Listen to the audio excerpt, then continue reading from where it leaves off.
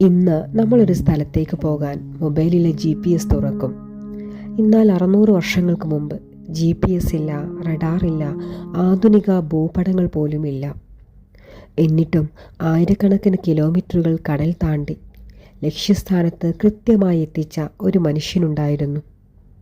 അദ്ദേഹത്തിൻ്റെ പേരാണ് അഹമ്മദ് ഇബ്നു മാജിദ്. ക്രിസ്തുവർഷം 15-ാം നൂറ്റാണ്ട്.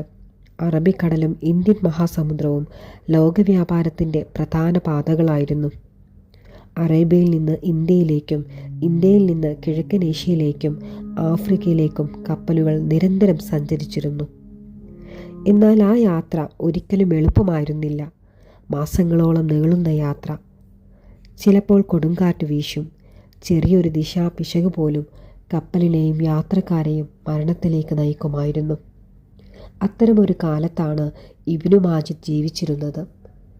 ചരിത്രത്തിൽ കടലിൻ്റെ സിംഹമെന്നറിയപ്പെട്ട അദ്ദേഹത്തിൻ്റെ മുഴുവൻ പേര് അഹമ്മദ് ഇബ്നു മാജിദ് ഇബ്നു അംർ ഇബ്നു ഫളൽ ഇബ്നു അബി റക്കായിബ് അൻ-നജ്ദി എന്നാണ്.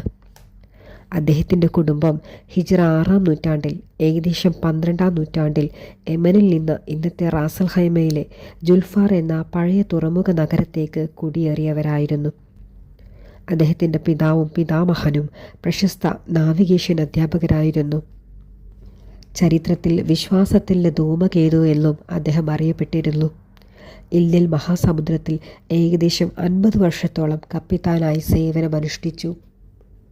അദ്ദേഹത്തിൻ്റെ പ്രശസ്ത ഗ്രന്ഥമായ കിതാബുൽ ഫവായിദ് ഫി ഉസൂൽ ഇൽമുൽ ബഹർ വൽ ഖവായിദ്,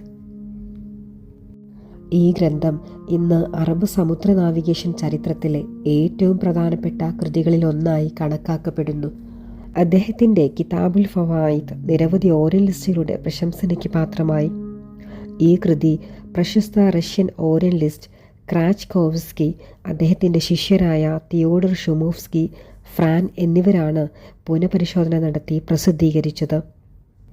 ദക്ഷിണാകാശത്തിലെ ഇന്ന് മഗല്ലാനിക് ക്ലൗഡ്സ് എന്നറിയപ്പെടുന്ന 2 നക്ഷത്ര സമൂഹങ്ങളെ കൃത്യമായി വിവരണം നൽകിയ ആദ്യ വ്യക്തിയും ഇബ്നു മാജിദായിരുന്നു. ഭാഷാപരമായും അസാധാരണമായ കഴിവ് പ്രകടിപ്പിച്ചു.